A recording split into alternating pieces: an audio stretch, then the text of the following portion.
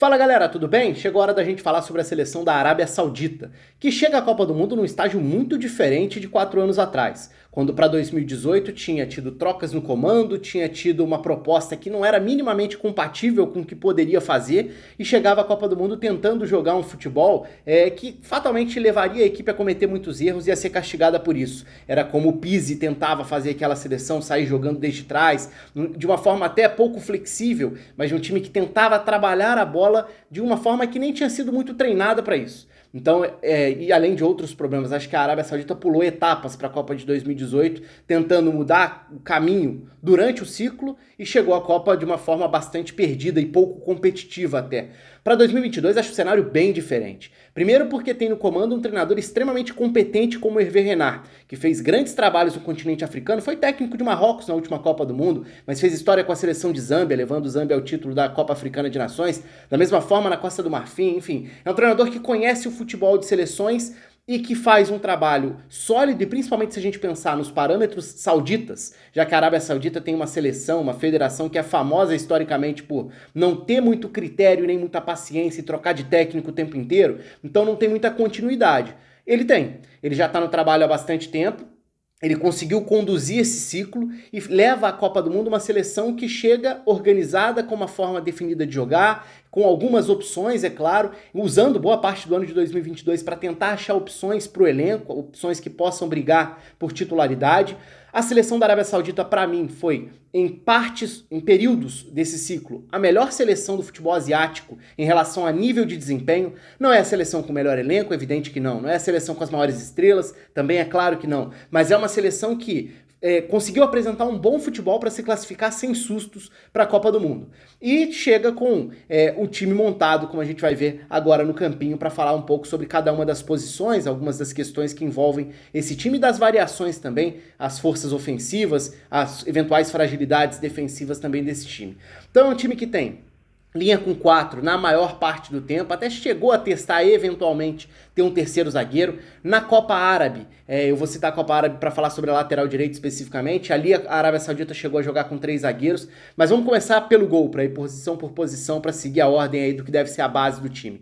No gol não tem muita dúvida, mas tem uma história, que é o Al-Oeis, que foi contratado pelo Al Hilal para esse ano, e que é o goleiro titular da seleção da Arábia Saudita. O grande ponto é que ele foi para o Al Hilal e lá virou reserva do Al Mayuf, que foi o goleiro da seleção da Arábia Saudita durante um período, se aposentou em 2019 e agora em 2022 meio que abriu a porta para ser convocado de novo. Segundo Hervé Renard, ele mudou de ideia tarde demais, não quer ter esse tipo de instabilidade no gol, mas o fato é que o Al-Oeis chega à Copa do Mundo como goleiro titular da seleção da Arábia Saudita, e aí de novo, sempre aquela ressalva que eu sempre faço, tô gravando o vídeo antes de qualquer convocação oficial para a Copa do Mundo, então claro que mudanças podem acontecer, por lesões, por novidades mesmo, né, por surpresas, enfim, mas é pegando a base do que foi o ciclo até aqui e como último parâmetro a data FIFA de setembro. Tem sido assim para todos os vídeos dessa série aqui no canal. Então o Al-Oeis é o goleiro titular, o Al Mayuf fez essa certa sombra, mas no mínimo tirou minutagem do Al-Oeis no âmbito de clube.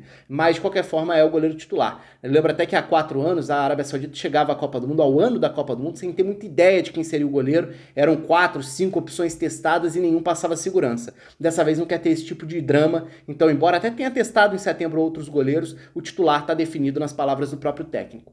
A linha de defesa também não tem tantas mudanças possíveis, embora até tenha uma espécie de renovação acontecendo por conta de um bom desempenho da seleção saudita sub-23 e alguns jogadores que começam a tentar ganhar espaço nesse elenco. Mas começando das laterais, ou da direita para a esquerda, vamos pela lateral direita porque talvez seja a mais indefinida dessa linha de 4. A lateral direita teve, na maior parte do ciclo, o Al Buraik como o principal lateral titular. E aí tem até um ponto que vale fazer parênteses aqui, né? A questão da transliteração, a tradução de um alfabeto para o outro, que vai trazer diferentes grafias para alguns dos nomes. É o caso do lateral direito, por exemplo. Você vai encontrar Al Buraik com I, Al Buraik com Y, Al Break também é outra opção, e lá eles falam algo próximo de Al Break. Então, tanto faz a escrita, a pronúncia é mais ou menos essa, e o mais importante é que esse, muitas vezes, foi o lateral direito. Só que ele começou a perder espaço, a perder prestígio na reta final do ciclo, e ele começa a ver o surgimento de uma outra opção que também já tira minutos dele no Al Hilal, na própria Arábia Saudita, no âmbito de clubes, que é o Saud Abdulhamid. Esse foi um dos destaques do time na Copa Árabe,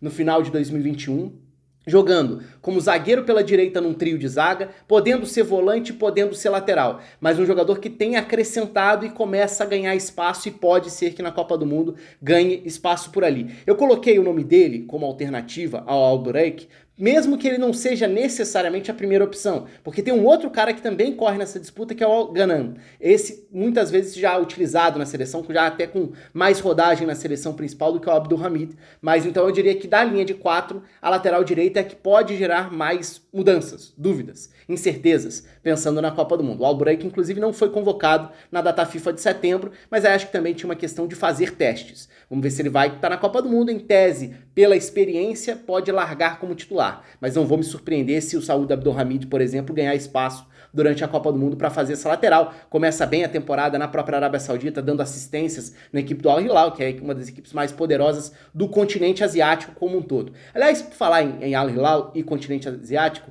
vale até parar essa sequência da linha de defesa para citar um outro aspecto. A seleção da Arábia Saudita tem uma particularidade, que é ter todos os seus jogadores atuando no próprio campeonato. Então, isso faz, nas palavras do próprio Hervé Renard, facilita a observação, porque ele consegue acompanhar a fundo a própria Liga Saudita para ter acesso a todos os jogadores que podem disputar espaço. Mas nas palavras do próprio treinador também, tem tido um problema, que é o número de estrangeiros no campeonato, e você pega alguns clubes como o próprio Al Hilal, que tem vários desses jogadores da seleção. Se a gente for pegar, a maior parte do elenco da seleção da Arábia Saudita é formada por jogadores do Al Hilal e do Al Nassr. Com alguns do Al Ittihad, para pegar algumas das principais potências do país, né? Mas o fato de você ter um poderio econômico, um poderio financeiro, como o Al Hilal tem para contratar bons estrangeiros, acaba muitas vezes travando, embora exista um limite para você de número para você colocar em campo, mas em vários momentos acaba travando a utilização desses jogadores. Então essa própria tentativa de renovação, ela não é tão simples no caso da Arábia Saudita assim. Mas vamos lá, continuando a linha de defesa para falar sobre os zagueiros. De novo a gente volta no tema da transliteração, da mudança de um alfabeto para o outro, porque o zagueiro, um dos zagueiros que deve ser titular, o Al-Amari, é outro nome que pode gerar dúvidas, porque você pode bater o olho numa escalação e enxergar outra coisa. Você pode ver como Al-Omari ou Al-Amri. As duas formas são comuns de achar por aí. Lá eles falam algo como Al-Omri. Então, é meio caminho entre as duas coisas. Mas, enfim, Al-Amri jogando ao lado do Al-Buleiri, muitas vezes o titular, talvez o mais experiente das opções para defesa, embora também o Hervé Renard tenha passado essa reta final de ciclo tentando achar outras opções e testando várias das outras opções, mas essa é uma possível dupla titular da seleção da Arábia Saudita. Aí a gente chega na lateral esquerda, sem grandes dúvidas, o Al-Shahrani é um dos principais jogadores da seleção, é um dos principais jogadores do Al Hilal, oferece muito ofensivamente, embora defensivamente seja um ponto vulnerável, até por ser um jogador bastante ofensivo, e por esse lado esquerdo está a principal conexão ofensiva para criar jogadas do Al Hilal e também da seleção da Arábia Saudita. A gente vai chegar lá falando sobre a forma da equipe atacar. Então saindo do sistema defensivo, né, da linha defensiva e mais o goleiro, para chegar ao meio campo, que é onde existem algumas alternativas que podem mudar o posicionamento dessas peças. Então a gente pode falar num meio campo que pode ter Al-Malki para ser um volante, um meio campista, se quiser ter um meio campo mais preenchido, que eu acho possível, provável dentro da Copa do Mundo, embora o Hervé Renard seja um treinador que seja mais agressivo muitas vezes, ousado, gosta de correr certos riscos. Não sei até que ponto ele vai escalar a seleção mais ofensiva possível, que aí seria colocando, por exemplo, Kane e Al-Faraj jogando juntos, que são os dois jogadores mais criativos desse meio campo, são jogadores muito técnicos, né? O Kane é um jogador que consegue aliar o porte físico com uma boa qualidade de saída de bola, com uma chegada à frente, então depende de onde ele é escalado. Ele pode ser um volante, ele pode jogar como um primeiro volante de saída de bola, como um segundo volante que vai se projetar numa dupla de volantes, pode jogar eventualmente até como o mais solto do time, do meio campo, da faixa central. Chegou até em determinados momentos a ser usado mais como 10, mas aí eu acho menos provável, é mais uma ligação mais direta, para tentar usar a estatura dele também, já não acho que seja o mais provável. Mas o Cano é um jogador que tem recurso, e o Al-Faraj é um ponto fundamental para a gente entender como a Arábia Saudita vai jogar ou deixar de jogar, porque O Al-Faraj é a referência técnica do centro do campo. É um jogador de um enorme recurso técnico, assim, um jogador que realmente é acima da média da seleção. Bom passe, tem um drible curto, embora não seja um jogador exatamente ágil, não é um velocista também, mas é um jogador extremamente técnico mesmo, para achar passes, para buscar uma bola em profundidade, uma inversão de jogo, um lançamento. Ele é um cara fundamental. Só que ele é um cara que sofre com muitas lesões. Então o tempo inteiro ele é dúvida. Ele está sempre longe da melhor condição física. Ele vai conseguir chegar à Copa bem? Se ele estiver bem fisicamente, o nível do meio-campo da Arábia Saudita sobe. Se ele não estiver bem, começa a gerar dúvidas se ele vai poder jogar, e aí os substitutos, as opções, não são à altura também. Eu vou falar sobre algumas das opções já também, falando sobre essas variações do meio-campo. Mas coloco essa como uma opção. Durante o início do ciclo, o Taif era um jogador muito valorizado para fazer esse papel de um dos volantes de distribuição, ganhou muito espaço pré-Copa do Mundo de 2018, mas foi perdendo espaço ao longo do ciclo, e bem pouco utilizado de um ano e meio para cá, inclusive na seleção. Existem outras opções para o setor dos volantes, mas eu vou falar já, principalmente sobre a opção do 10, do meia mais avançado, para a gente chegar nos pontas, que tem papéis bem diferentes aí, né? De um lado, o Al-Mualad, que é um ponta que vai atacar mais a profundidade, que vai entrar em diagonal para tentar muitas vezes atacar a área, inclusive, dar uma opção de passe em profundidade, enquanto do outro lado está o Al-Dossari. O Al-Dossari é o principal jogador, tem um craque do time. Eu falei do Al-Faraj como a referência técnica, é o cara que é a peça cerebral no meio campo. O Al-Dossari é o craque do time. Então é um jogador que tem um prestígio gigante na Arábia Saudita, ídolo do Al-Hilal, e é o cara que faz esse papel de trazer da esquerda para dentro, de tentar um lance plasticamente diferente, de fazer muito a parceria com o Al-Sharani por esse lado do campo, e ele vai alternar jogadas como ponta pela esquerda, como com jogadas de um articulador trazendo da esquerda para dentro para tentar um chute de fora, um passe diferente. Esse é o principal jogador do time. E aí a gente chega talvez na posição mais carente da Arábia Saudita, que é a falta de um 9, que não é algo recente também. O ciclo inteiro foi complicado. Se a gente for pensar tecnicamente falando, o Al-Shehri talvez seja o principal jogador, sem ser exatamente aquela referência, aquele 9 mesmo, centroavante. Mas ele é um jogador que abre espaços, que volta para trabalhar como um meia a mais, para participar do jogo, para virar uma opção de passe de trás dos meio-campistas e para abrir espaço, inclusive, para as infiltrações do Al-Mualad vindo da direita para dentro. O problema é que o Al-Shehri também sofre com muitas lesões. Então, ele, inclusive, está machucado nessa reta final de preparação, e a expectativa é de que em novembro ele tenha condições de se recuperar, de voltar a jogar. Então vamos ver de que forma vai chegar a Copa do Mundo também, porque gera uma grande dúvida. E aí a opção a ele é o Al-Buraikan, que é um outro centroavante, esse já com mais porte físico, para tentar jogar na referência, para tentar funcionar de fato como um pivô ali na frente, mas sem passar muita confiança, muita segurança de que é um goleador,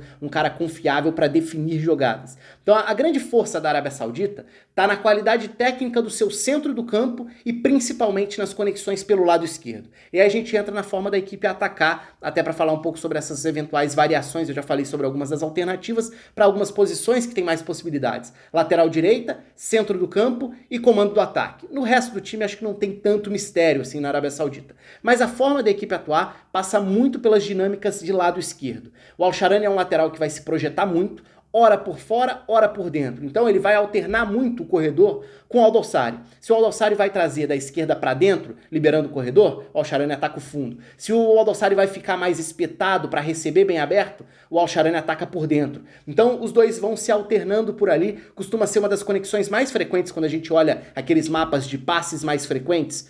Essa conexão lateral-ponta na Arábia Saudita é muito importante, até porque os dois trazem um entrosamento também do Al-Hilal já de muitos anos.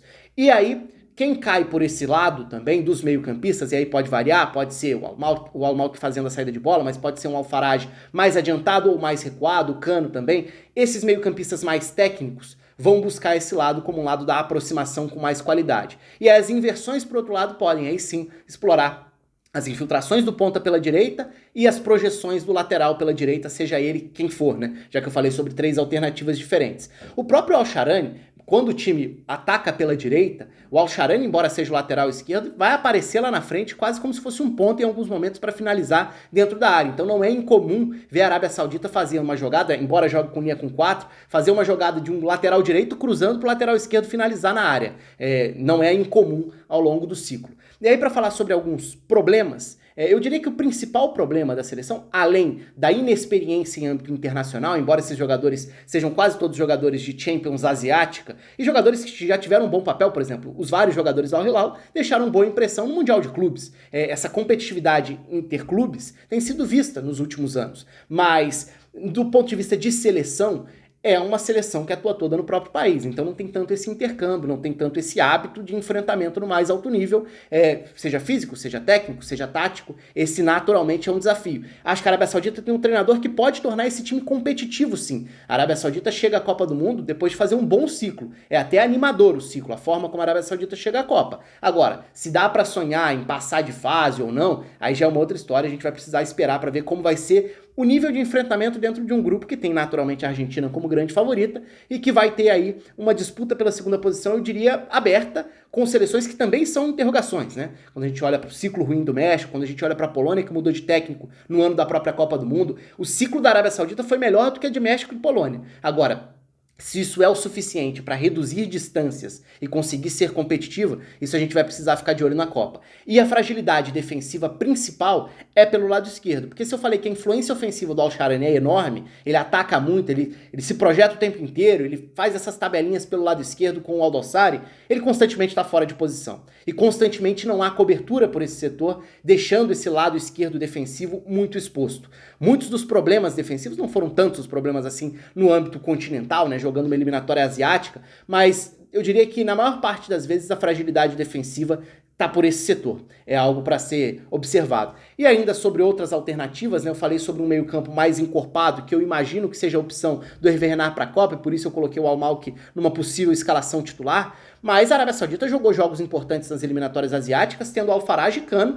que é a dupla mais técnica possível do time, e com um meia, que aí pode ser o Barbry, pode ser esse 10, que também pode jogar como um meia vindo da direita para dentro, pode ser o Al-Najei, que joga também como 10, o Al-Abed voltou a ser convocado e é um jogador mais experiente, mais veterano também para ser esse meia mais clássico, mais armador. São outras possibilidades para essa função do 10, digamos, né?